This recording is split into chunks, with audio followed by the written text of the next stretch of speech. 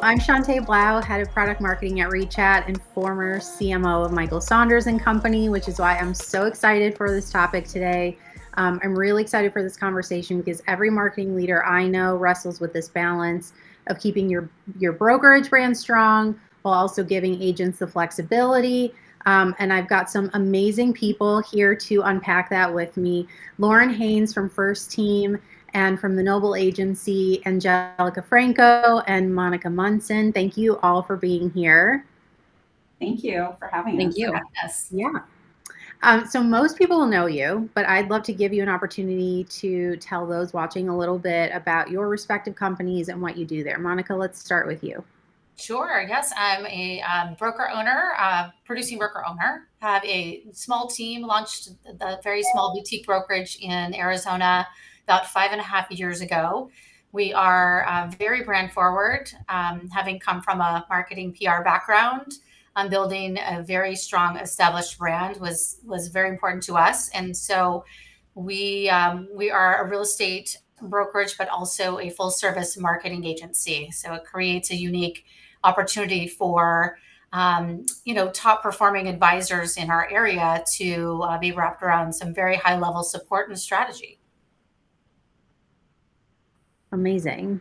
Angelica, since you are Monica's partner in crime, we'd love to hear from you. Yes, so the partner in crime, I am the director of marketing for the Noble Agency.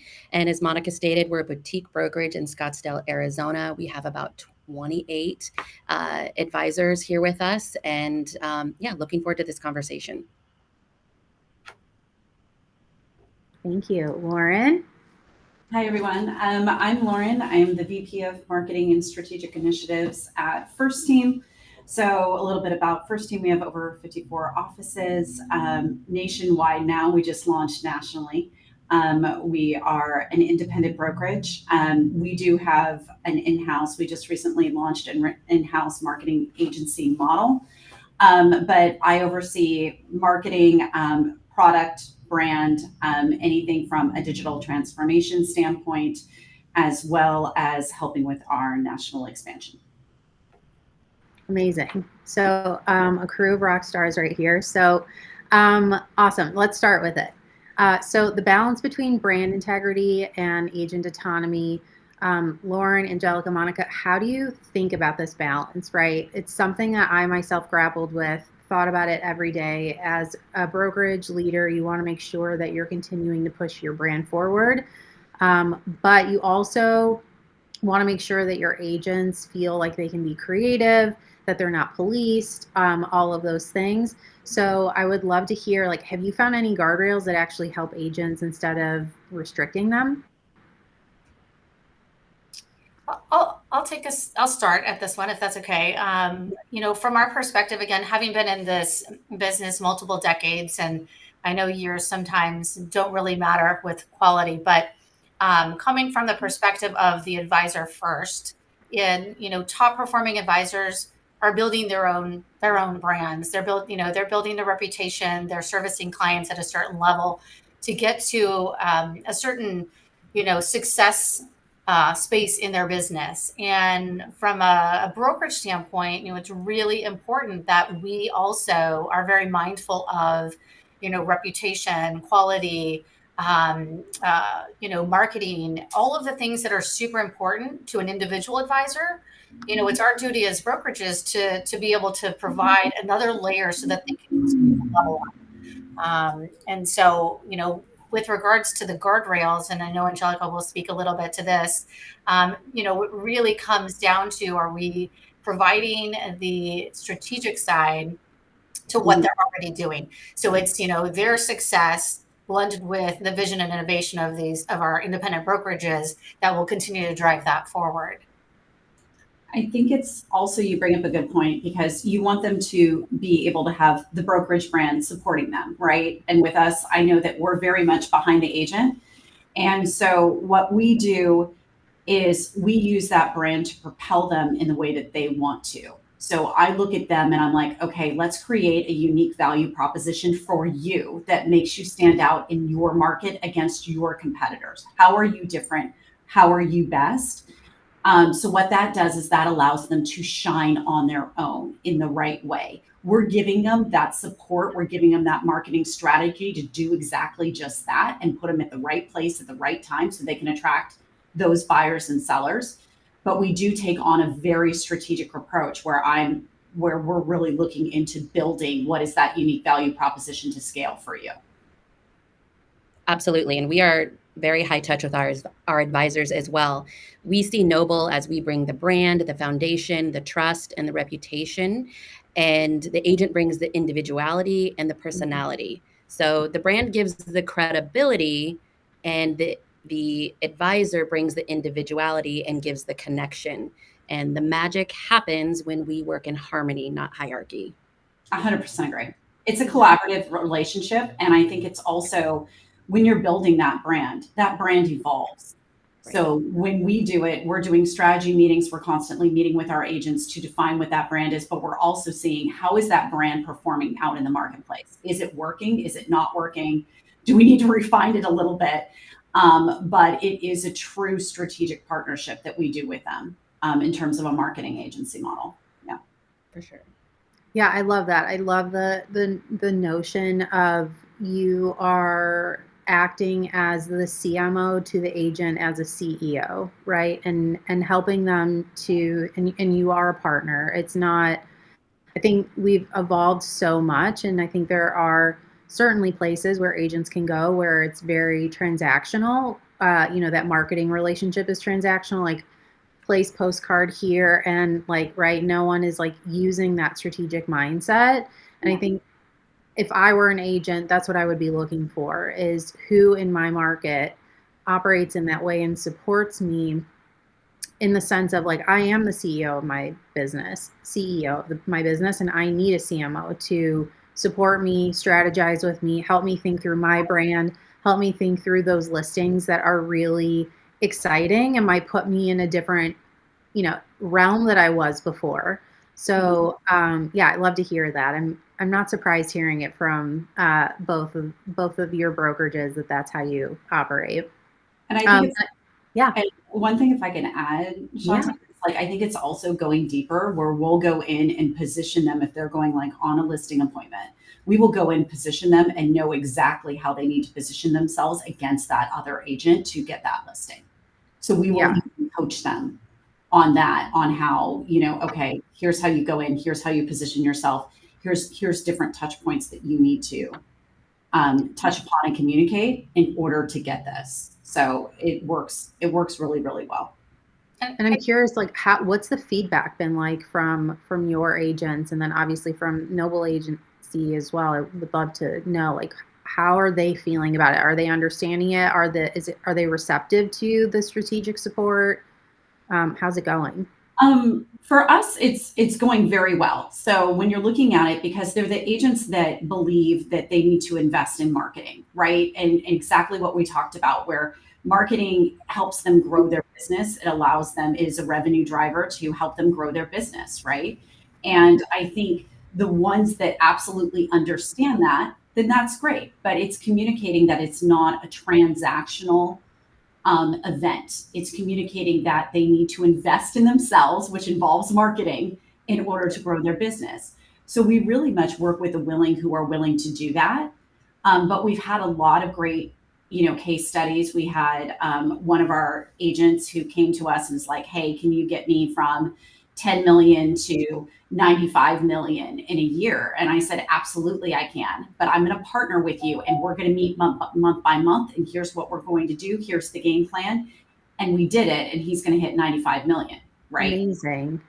But those are the kind of things that we have to think about. It is a strategic partnership. Do we have the ability to do the flyers, collateral, all of that, right? Like, absolutely, because different agents want different things. But we have the ability to be that strategic advisor, which I think is important. Yeah, and just to add to that, I think it's very important that brokerages provide value in a way to advisors. When top performing advisors are out there and they're supporting clients and they're running like crazy, they oftentimes don't have the extra time to dive into what's changing in the marketplace, how the consumer behaviors are changing. Specifically in the luxury space, we drive a lot of value through our education, our mentorship, that also flows through to marketing. I mean, we take a CEO mindset approach here as well. You know, we have a variety of things. As a matter of fact, we even launched a school last year, but it's so important to understand as they're trying to achieve these sales goals that what that psychology, how the psychology is changing of the people that they're serving. And not every single advisor is serving the same consumer. So we have to be really mindful with the strategies and making sure that we're utilizing all the skill sets from a creative standpoint and combining those with our custom strategies, whether that's for a listing, whether that is for their personal brand, whether that's deploying tech, of pulling in, you know, information and things that will help better target and serve the clients. I don't want to use the word target because I think that sounds a little disconnected, because really it's about elevating the experience. And so I think, you know, brokerages that can really focus on being able to curate, you know, the needs of each individual advisor, which is tough to do sometimes. It's really, really important when you're putting together those strategies and implementing from all aspects in the brokerage. So, but I think when we're able to give that high touch, like Lauren and we are at Noble, I don't feel our advisors ever feel lost. They get the focus, they get the attention, and it definitely lessens the balancing. Is easier then, because they're part of the buy-in on the trajectory and the vision that we have for them going forward. So the buy-in is honestly pretty easy at that point. And just one more thing to add to that too, with regard to you know, understanding the changes that are going on, and I think all of the great brokerages hopefully do, but it's really, really important for the advisors to feel confident that their brokerage leadership team, from a marketing standpoint, is engaged and also building strategic partnerships with companies. So while we are a bespoke brokerage in Arizona, we're a very well-connected global brokerage with regards to other companies, with, you know, strategic partners that are not real estate companies, but in the luxury space that serve the same clientele. And of course, we serve all price points and lifestyles, so I don't want you to think it's only luxury. But we've been really mindful of the investment we're making over the, you know, since really the last 5.5 years that the company's been around, but also prior to that, with being able to bring back those relationships to our advisors, because they don't necessarily all have the same level of access that we can have as leaders, and it really provides a lot of value to them. And economies of scale too, right? Like when you apply that, you know, they want to be at a place where they can feel that balance of the support, being able to get in front of leadership with an idea or a concern, or, you know, we always love positive feedback too, but sometimes you don't always get that. But I think that's like that's the balance of finding a company where you can feel that support, have that access. You can't do that at the larger companies that still look at those strategic partnerships as value add, and they still like prioritize and invest in spending the time to set those up for their advisors or agents. Agreed. And I think it's also like, when we look at it, we're all making agent-centric decisions, right? Our goal is to look in the minds of an agent. So whether it is, you know, launching a digital tech stack, whether it's doing an in-house marketing agency, whether it's coming up with partnerships, because we do a lot of brand luxury partnerships and all that kind of stuff as well. But everything that we do, I look at is, does it increase the agent experience? Does it make it better? Does it allow them to enhance their business and give them growth? If it does not have those three things, then I don't do it. So I think when we're thinking about that, we all have common goals of elevating the overall agent experience. Yeah. Well, let's talk about that. So something I hear a lot about, you know, we're coming off of the topic of autonomy and brand consistency. They can often feel like they're in conflict, but the reality is, like, the right systems and tools, if you put those in place, it actually makes it possible to have both. So let's shift to that technology. And Lauren, I think you've been, alluding to this already of like, we know that, shiny new platforms only work if agents actually use them. But before we even get to adoption, I want to back up a step. Like, when you are evaluating a new tech tool for your brokerage, what do you consider? Like, what has to be true before you'll bring it on? I think it's a couple of things. One, I look at like clarity and business alignment. So with the other leaders and with myself, what do I want? Like, why is this product necessary in the first place? What do we want it to do? Right? Like, what are the outcomes that we want it to do? Also, it's kind of like when you're doing any new product, you need to think about this, and not a lot of people do. It's culture and change management, right? So do you have like, it's as much about as people as tech. So you really need to think about like, do we have the ability to create champions to drive adoption of this product, right? Which is important. When we talk about shiny object syndrome, like tech is an enabler, it's not the goal. So we need to make sure that, again, it's not going to solve all our problems if we have internal infrastructure issues that we need to figure out first. Leadership, make sure that the right people are behind the charge when we're looking at a product, right? Like, does it have that? And then how are you going to measure it? Are you looking at agent adoption rates? Are you looking at, because I measure everything, am I looking at CSAT, NPS? Am I looking at usage rates? What am I looking at? And what are the goals in terms of that? And then lastly, I'm going to say is, does it make the agent's life easier? Does it allow them to sell more in less time and, get more revenue for themselves? And as a brokerage, does it make us smarter, allow us to scale and give those agent experiences at the same time? Love that. Angelica, Monica? I mean, is it intuitive? Does it integrate? And will the advisors use it? Those are the most important things for us. Because without adoption, it's nothing. And I think it's really important, and Monica and I have had this discussion, that anything that we choose to bring on as a brokerage, we look at who it may affect the most within our brokerage, and we get their buy-in. We introduce it to them, we show it to them, get their feedback and so forth. Because if you get another advisor to be your greatest champion, that definitely helps everyone else get on board. Yeah. And does it matter if they're a top producer or a newer agent? Like, how do you think through that? I don't think it matters. I think it's dependent upon it depends on the technology. So for example, I have a younger advisor who's only been in the industry 3 to 4 years, but she's very tech heavy compared to maybe a high producing advisor who doesn't really use tech at all. So I might reach out to her because I know that they're the one that's going to be utilizing this platform the most and can help. I mean, they also become little trainers for some of the other advisors as well. Sure. Help how to use it and share their stories on how it was successful for them. And it's really important to, like you said, understand the dynamic of your brokerage, whatever size that is, and to make sure. One of the things that I know we're very, very diligent about our tech partners, if you're trying to appeal to a broad group, and the larger it is, the more difficult I think it can be, is, we look at, who obviously is our advisor base that would be using it and how it's going to benefit them. But is it a best-in-class product?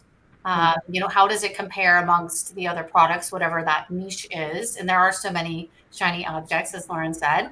And, is it going to help them streamline their operations, internal operations for themselves, and add value from that standpoint of, keeping in contact, building relationships in a very genuine way. And so, we've been fortunate. We had a great best-in-class tech stack since we've started. And that came from years prior of trial and tribulation and kind of going through and learning what makes sense and what doesn't make sense. And I think keeping it simple, there is a fine line within serving advisors of making sure that you have something that is, again, innovative, but also not too difficult, but not too basic.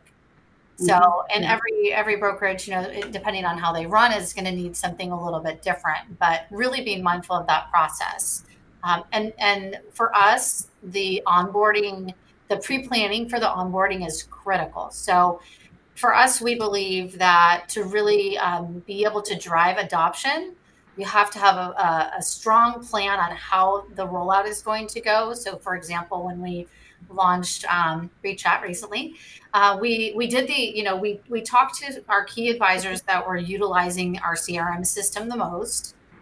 We then scheduled, we obviously spent a lot of time and diligence making sure that from an internal standpoint, the platform could support our processes from a marketing side, because we are so marketing heavy.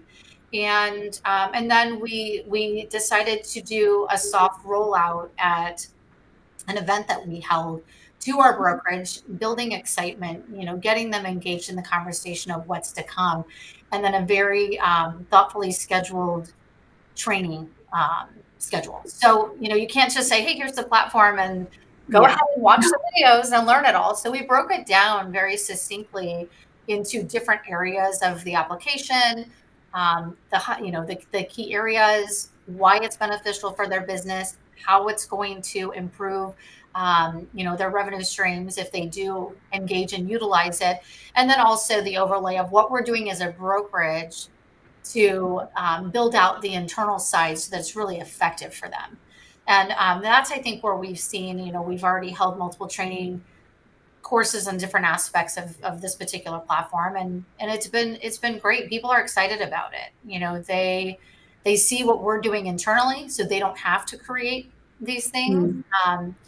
Even down to like workflows and things in the platform. But the adoption is there. I think when we ran the numbers last week, we were at 90%, which I think amazing is for technology.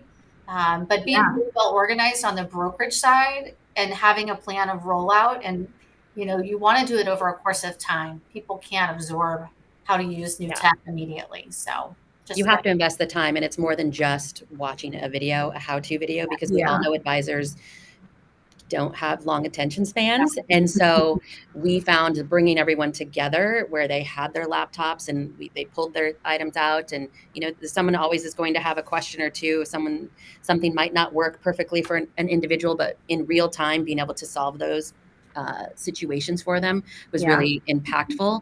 And they got to actually create things along the way. So the more that you can involve yourself as a brokerage with actually hands-on teaching the individuals is really important. And one of the other aspects too is I'm one of the very few people in the office that is not licensed. So I don't know the user experience per se. So I can set everything up and think it's all fine and dandy. But until the user utilizes it, I think it's really important when you're launching a program that you have someone that is on the other side of the fence that is using the product as well to help go through any possible roadblocks or any issues that might come up that you didn't see as the manager in a sense, so that you can help diffuse those and get those questions answered before rollout. Yeah, and we did that ahead of time to make sure. I mean, I spent a good amount of time, I would say, over several weeks working through all the different things that we know have come up in the past with other technologies and the workflows to make sure that we could get it as, nothing's going to ever be perfect. So, everybody needs to manage those expectations, but we wanted it to be as perfect, as close to perfect as possible for that rollout. And so I think that process from a leadership side is really, really important. And I think not to rush it. No, you can't rush it. You can't rush it. But I think also like what we did is you bring up such a good point because the activation plan is critical, right? Internal activation, external activation. Mm-hmm. So when we did the project and we launched it, we literally had 10 ambassadors where I'm like, go in and break it first. See what you can break it. And they did, trust me.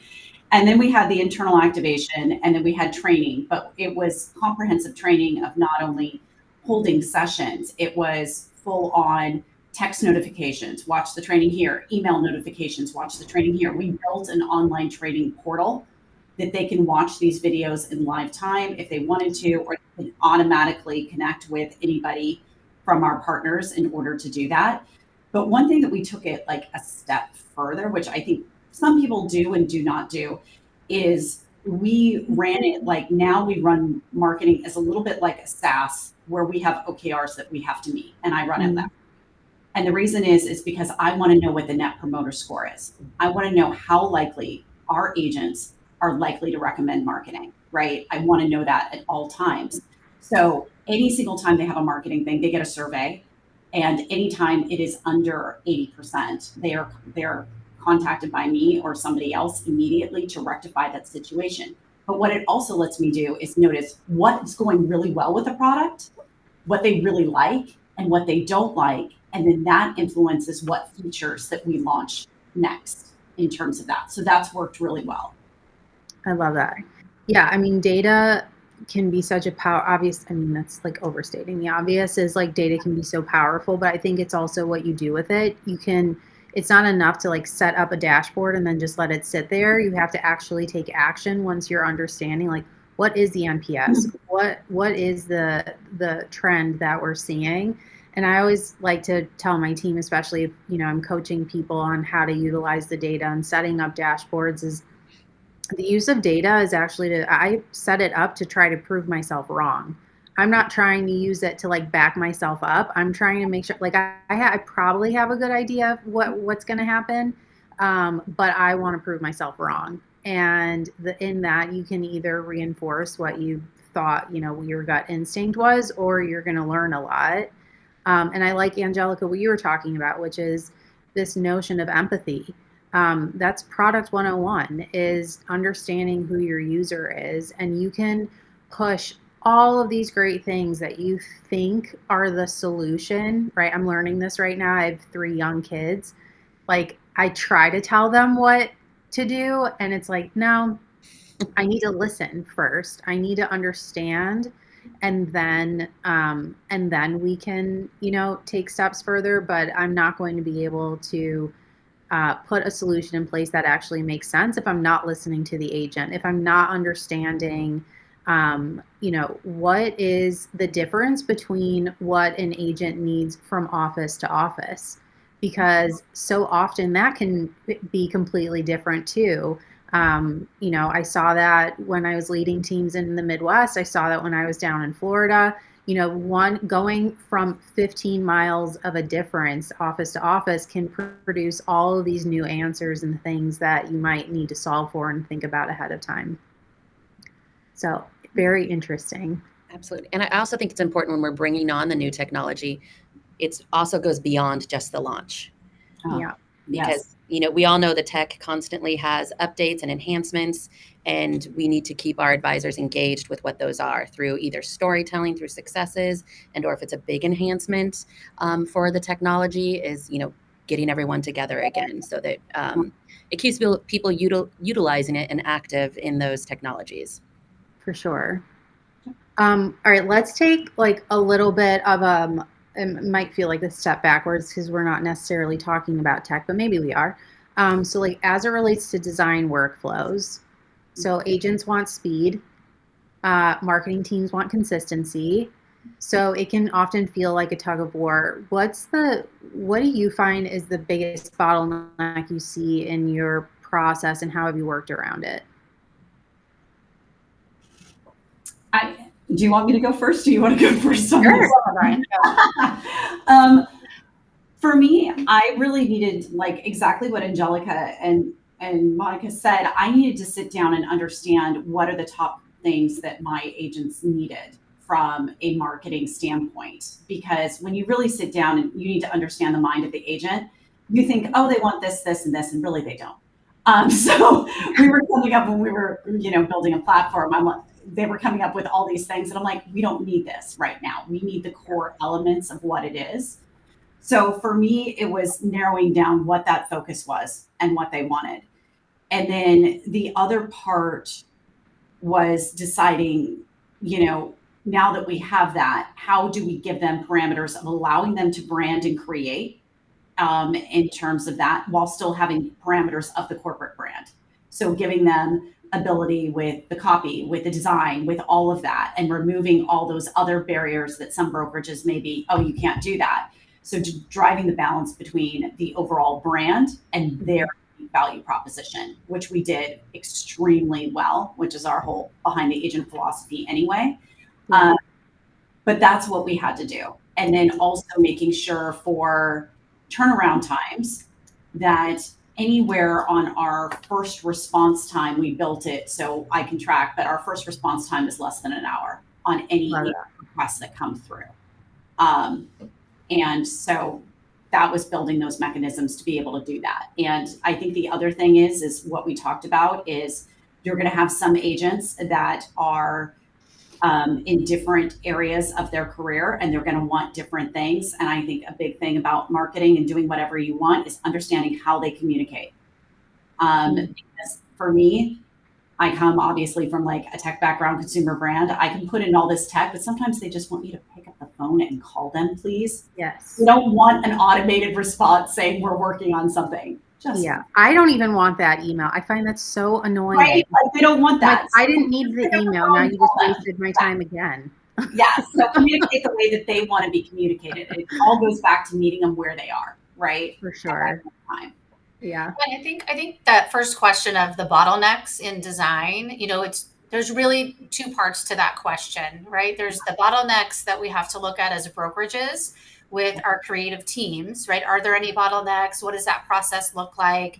What do you have in place to be able to serve and make sure that the turn times, are reasonable for any given project? But then there's the bottlenecks of the advisor's side as well. Yeah. So I agree with what Lauren's saying. I think just, again, from being able to service and provide, our custom marketing runs the gamut, and I'll let Angelica speak to the specifics on it.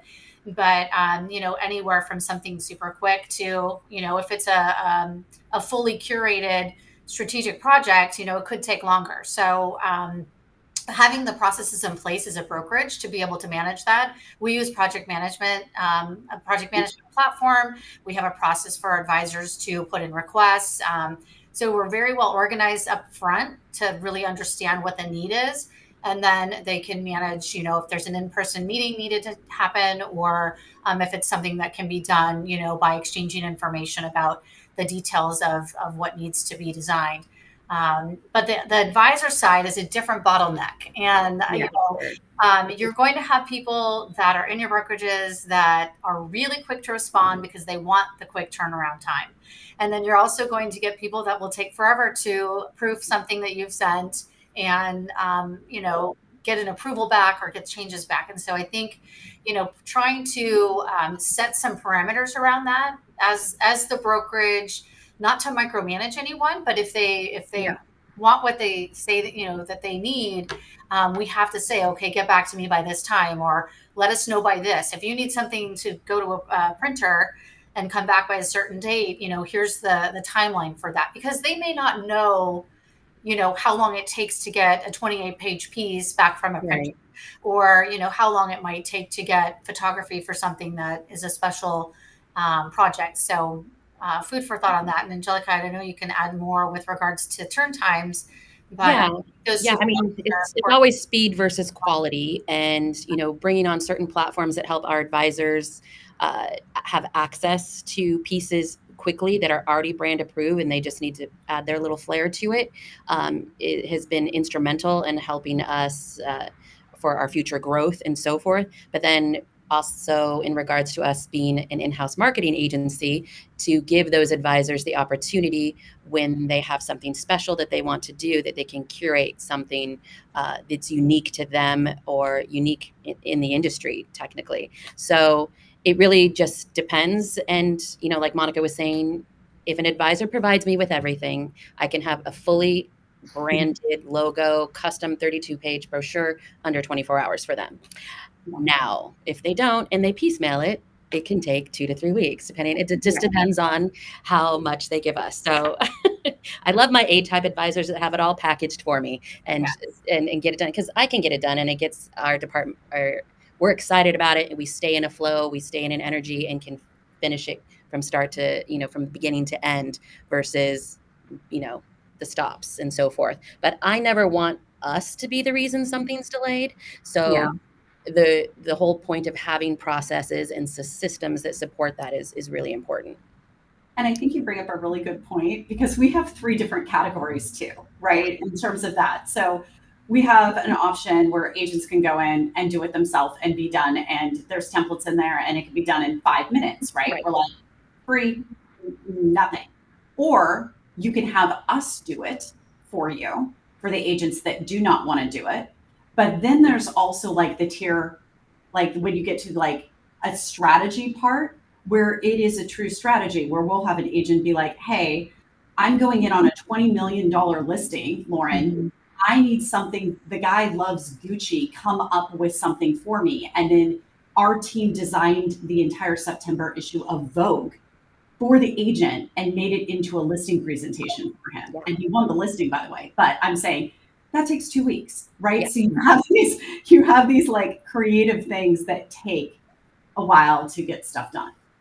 Yeah, I love what Monica was saying, that it's this balance between the agent roadblocks that you might find and like the internal operation roadblocks that you might find. One thing that we started tracking in my past 2 roles was we would track the agents who were going beyond 3 rounds of revisions, would ask for things urgently, or would then just ghost us and disappear after asking, and like this was so important, and now all of a sudden we like can't get a response out of them. They don't answer our phone calls, that kind of thing. And what we did is we found a really great partnership with the sales managers to say they're usually going to be the people who hear about how horrible everything else is at the brokerage, and right, whether that's being used for leverage to get something else, who knows. But I never wanted to hear any of our sales managers being surprised when working with one of those agents. So I think, you know, that cross-departmental communication is also super important so that everyone is on the same page as far as what's going on with that particular agent. And then it allowed us to understand, okay, what does that typical persona of an agent look like? Who, you know, how do they typically operate? How can we best support them or proactively support them so that we're not running into these situations where we really want to give them something, but it's stopping us from supporting the other agents by doing that. So that constant balance. And then internally, you know, looking at, I think it's really interesting. And Lauren, I love hearing you say that you're like tracking the response time, because I think it's very interesting. I've heard about this from other businesses that track the amount of time it takes for the designers and the marketing team to do something, but not from the time when the agent asked for it. So the agent is like, marketing takes forever. And then the marketing leader's like, I don't understand what you're talking about, because like on paper, I'm seeing we did it within 24 hours. It's like, well, no, you weren't incorporating that and they don't care when the designer worked on it. They care about when they asked for it. Right. Well, so like, keeping track of all those things. It's true, because we track everything. So we track first response time. I know exactly when it's gone into design. I know design time. But I think the biggest thing that we have to do from a communication standpoint is we have marketing advisors. Those are assigned to agents, so they get the same one every single time, that knows their brand, that knows their communication preferences, that knows, you know, for example, they may not have given you all 36 photos that needed to go into that brochure, right? Like they don't do that. But that way they know their communication preferences and they feel there's that comfortableness with them. Yeah.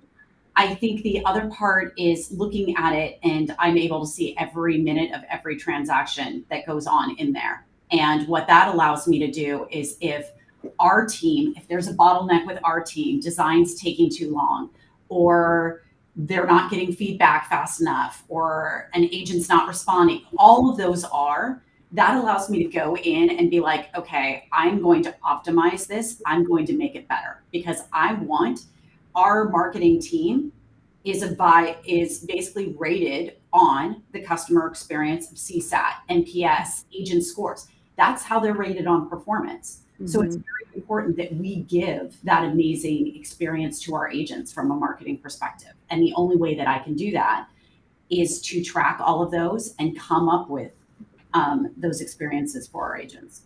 For sure. And I like what Angelica was saying is finding those strategic partners as it, relates to platforms that allows your team to run as fast as possible. I typically don't like using the term template because I think that the agent wants to feel, we're in the service of making people feel special and heard and understood. So to say like throw it in a template is like not always the way to do it. But I do think that there is a very good balance, right?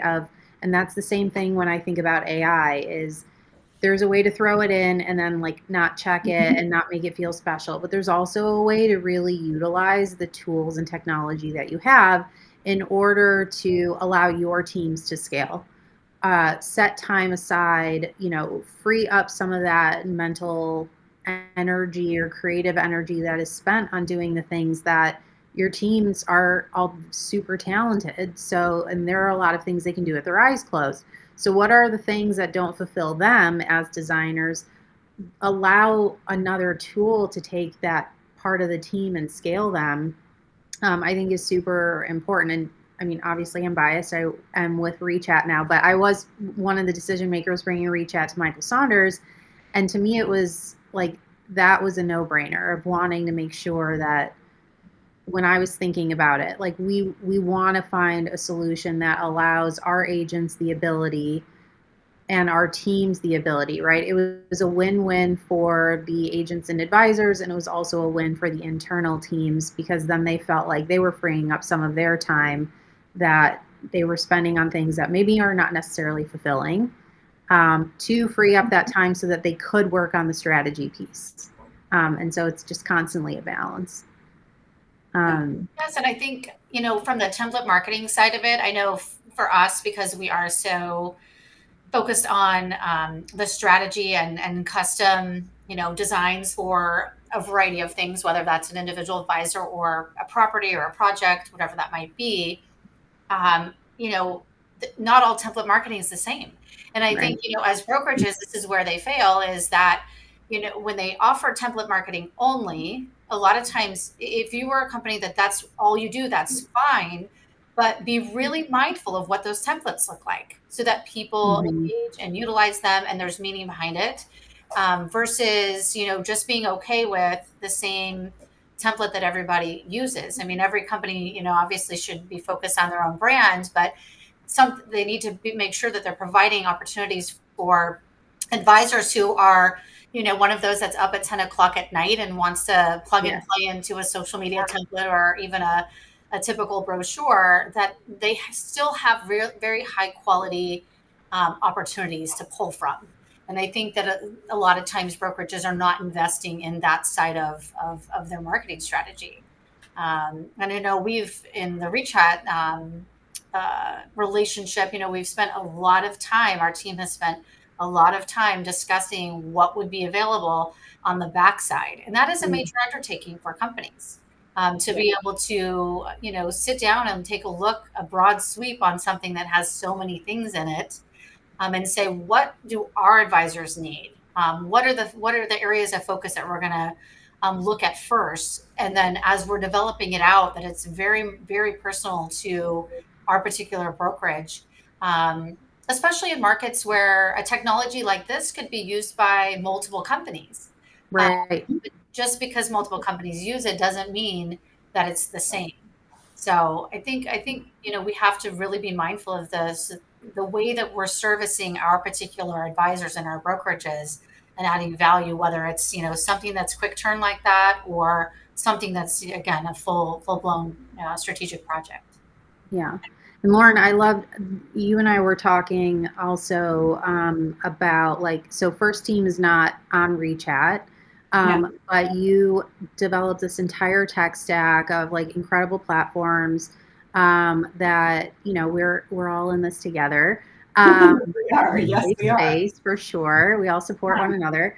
But I remember you and I talking about how you would take that concept of an agent who wanted their own branding, their own design, and then still bringing that over to the platforms that you're on, so that was your way of driving adoption.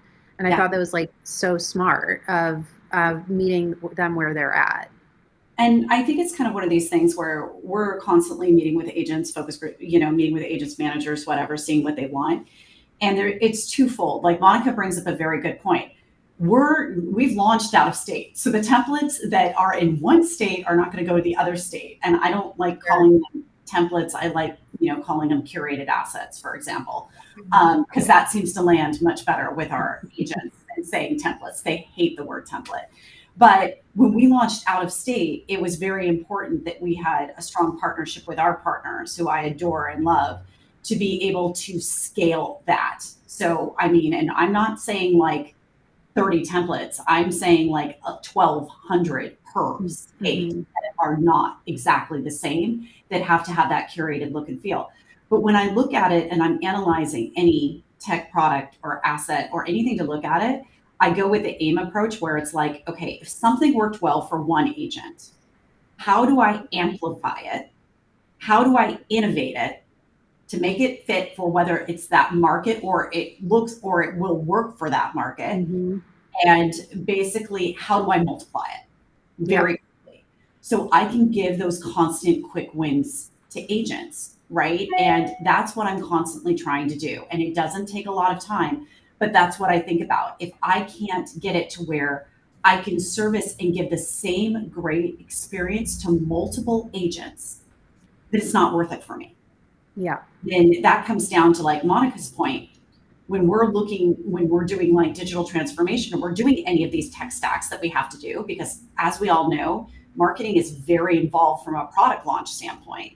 Yep. I'm looking at this is who is going to be not a vendor, because vendors take orders, that's all they do, but who is going to be a true partner to me, where I'm involved in their product roadmap. They're involved in they're held accountable for my revenue goals. They're held accountable to my adoption goals of my agents. So that way they have as much skin in the game as I do. And that's what matters to me, is I can sit here, I can call them up, and I'm going to be like, hey, by the way, we're launching a new initiative. Here are my thoughts. Here's what we're doing for our agents. And they're like, great, let's go.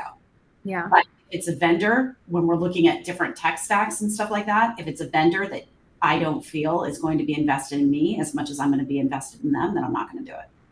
Absolutely. I mean, I think that's crucial. And I think making sure that it's also someone who is a thought leader. I think when I was in the decision-making seat, I was also considering who is going to push me forward, right? Like thoroughbreds run with thoroughbreds. Yeah. So if I don't feel like someone is a thoroughbred, then it is a waste of my time. And I'm from Chicago originally, so I'm a little bit more direct than most, but it's true. That's how I think about it. And so for me, it's looking for a partner who will lead the charge. I want someone who's coming to me as an advisor to say, hey, like, you need to be thinking about this 3 steps ahead. I think a really good example of that is like, utilizing so many more designers are now like working within Figma. So Rechat just launched that Figma to Rechat integration so that you can push things and it allows people to move that much faster. I think looking for partners who are consistently like bringing ideas to you is crucial. And if you don't have that, I mean, that would be my advice, is like, if that's not the feeling you're getting and how you feel, Lauren, about people that you're partnering with, like, it's a waste of time and energy, and it's going to be very frustrating. Yeah. And it's kind of one of these things where, can you bring ideas to them? Right.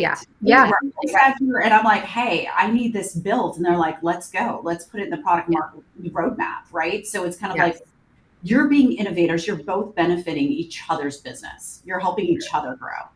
And, so true.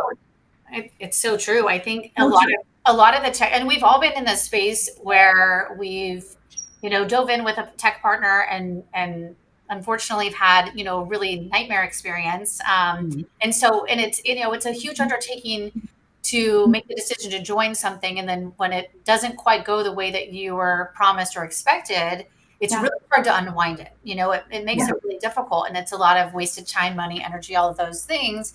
And a lot of times the tech, I feel like in prop tech specifically, is you have a lot of people that have some really great ideas and they're launching these tech platforms, but they really don't have feet on the ground. and they Right. don't know the front side of things that are really important when interacting with the client, things that are really important to provide to our advisors. They're looking at it like, again, sort of that shiny object. This is really cool. But the functionality side, I think if some of the companies would, engage more with, people like Lauren, people like ourselves here, in, hey, this could really enhance the client experience, so to speak, from all aspects, not just the client as in buyers and sellers, but the experience with our advisors, the experience with the brokerage owners.